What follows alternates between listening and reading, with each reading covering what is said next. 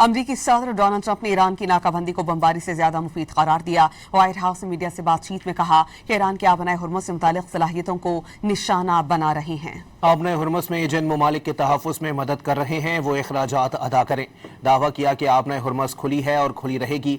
अमरीकी सेंटकॉम ने ऐलान किया है कि ईरान की अमरीकी बहरी नाकाबंदी आज रात 1 बजे से शुरू होगी।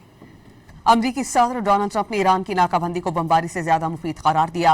व्हाइट हाउस ने मीडिया से बातचीत में कहा कि ईरान की आबनाए हुर्मुज़ से मुतालिक सलाहियतों को निशाना बना रहे हैं। आबनाए हुर्मुज़ में जिन ममालिक के तहफ़्फ़ुज़ में मदद कर रहे हैं वो अखराजात अदा करें। दावा किया कि आबनाए हुर्मुज़ खुली है और खुली रहेगी।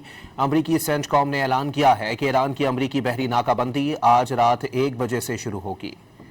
अमरीकी सदर डोनाल्ड ट्रंप ने ईरान की नाकाबंदी को बमबारी से ज्यादा मुफीद करार दिया। व्हाइट हाउस ने मीडिया से बातचीत में कहा कि ईरान की आबनाए हुर्मुज़ से मुतालिक सलाहियतों को निशाना बना रहे हैं। आबनाए हुर्मुज़ में जिन ममालिक के तहफ़्फ़ुज़ में मदद कर रहे हैं वो अखराजात अदा करें।